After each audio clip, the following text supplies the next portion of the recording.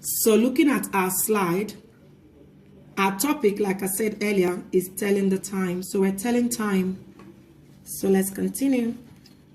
Before we continue, I want you to look at this. This is Baby Doll and this is Mr. Clock. So they had a conversation. Let's read it. Baby Doll said, "This looks pretty hard. Are you sure I can do this?" She's not sure she can tell the time. You should be able to learn.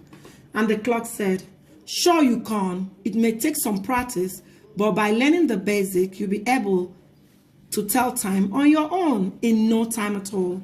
And the clock said this to Baby Doll, and Baby Doll had confidence that she can do it. Now, do you have confidence? Say, "I can do it." Say, "I have confidence." Awesome. Now, with that confidence in mind, let's go. This is the face of our analog clock.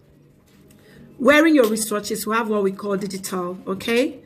Some of you wear it to school. You always have a dot in between. So looking at our analog clock, you can see that around the clock, we have hours on the faces. These are called hours. There are 12 hours marked on the clock. I spoke about this before and I showed you from 1 to 12, and we even counted. Now, when you tell the time, the small hand points to hours, and the big hand points to the minutes. When the big hand points to 12, that means it's on o'clock. So looking at this now, this points to 12 and the small hand is on 3. It means it's what? On the number 3 o'clock. So we also talked about half past. Do you remember? When you get to a bigger class, you understand that we have 30 minutes here, 30 minutes here, which makes 60 minutes, and that makes an hour. But for now, for your level, this is half of 12, which is 6. So we're talking about half past now. Let's look at the clock. So when the big hand is on 6, and now the small hand is between 9 and 10, I always told you that the small hand will be between a smaller number and a bigger number. And the answer is always the smaller number. So now, this small hand is between 9 and 10. Is it half past 9 or half past 10? Of course it's half past 9. The answer is half past 9 because it is still going to 10 and it has just gone past the house of 9. So the time here is half past 9. Great. Now let's do some question time. Now Johnny is asking you, what time is this? Okay? So Johnny wants to know which clock is half past 6 here. So I want you to tell Johnny the answer. If I point at it, if it's yes, you say yes. If it's no, you say no. Is it this one?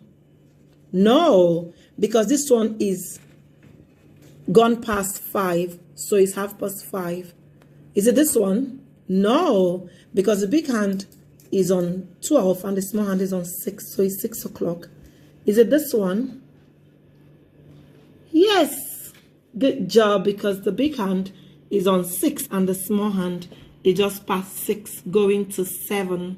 Super, super great. So because you have been very attentive and good boys and girls, I have a wonderful video for you. Are you ready? If you're ready, say ready, ready.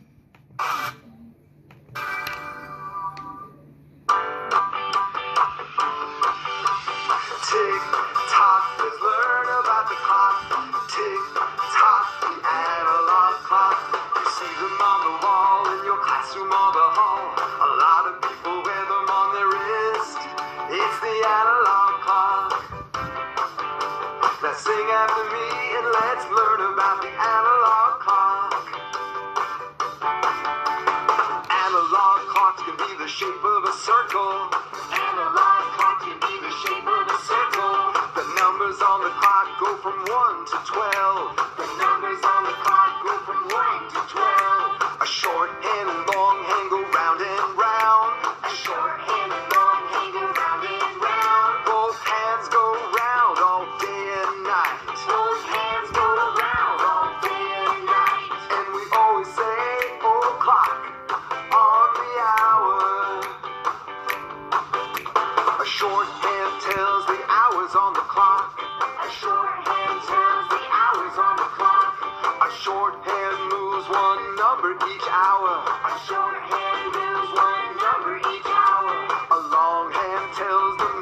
on the clock